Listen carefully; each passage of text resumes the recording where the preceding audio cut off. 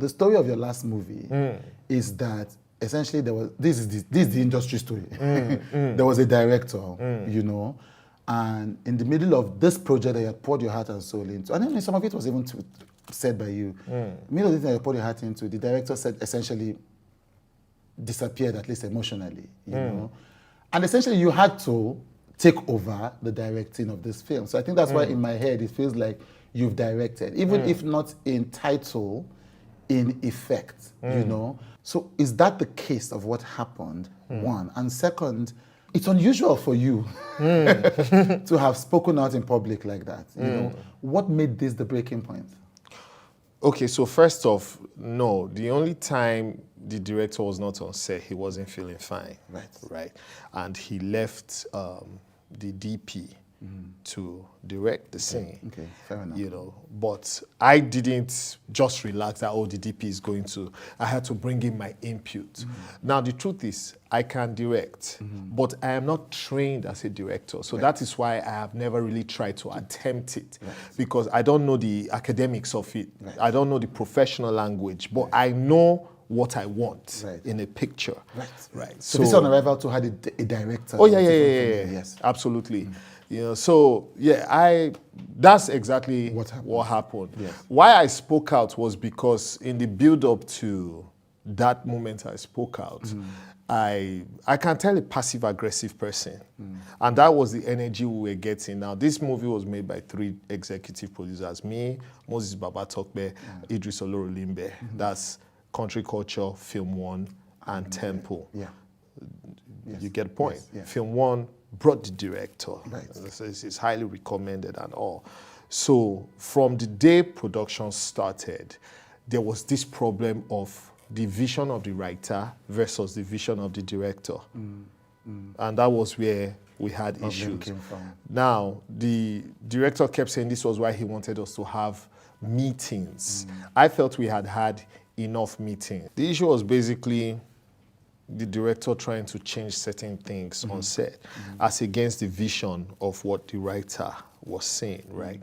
It was a funny mix of horror and comedy. I didn't want to lose that essence. I kept saying, we're not making a horror movie. We're making a spooky movie, like scary movie. You get that? That's the point I kept trying to push, that please, there are elements that I'm seeing I'm not liking. And then I kept saying, please follow the script. The description is on the script, you know.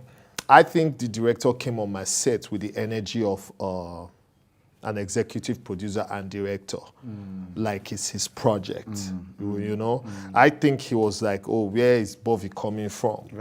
That he wants to tell me, I've been doing this for years, you know. So that's where the issue was basically. And I kept running back to my executive producers that you guys are not on this set. I'm on this set. I can tell you this is driving me nuts.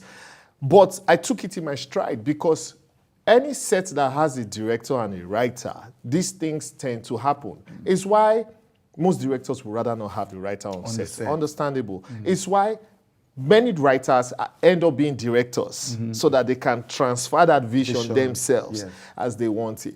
You know, so that was where we pretty much had issues. And then the reason I spoke out was I managed to comport myself till we ended on set. I thought we was cool. And then in the build-up to the release and all, there was no mention about this project by this guy. And then every movie starts with the director's name. Like if you direct this now as a movie, it will start with a Chude Jideonwo picture, right?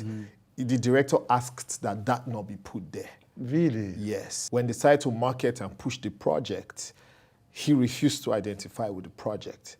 Never posted, not like I needed him to, but he basically shied away. And these were the things the other executive producers were saying. Why is he not participating? Why is he not, you know? And then Moses says, oh, he said that I said on set that with or without him, the project will be a success because it's in God's hands. And I said, did he tell you that I also said that even me, who conceived this vision, with or without me, once we started, it will be a success? He said yes and all. So I'm like, okay, well, that's fine. No, as long as he said that part, That's fine. You have an that's understanding fine. of why. Yes, you know. yes.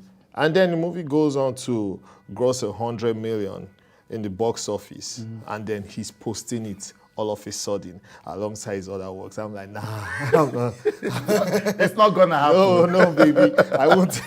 You know. So I lost it. I really lost it, right? You know, but yeah, Yeah, all it good. happens. Yeah, it happens.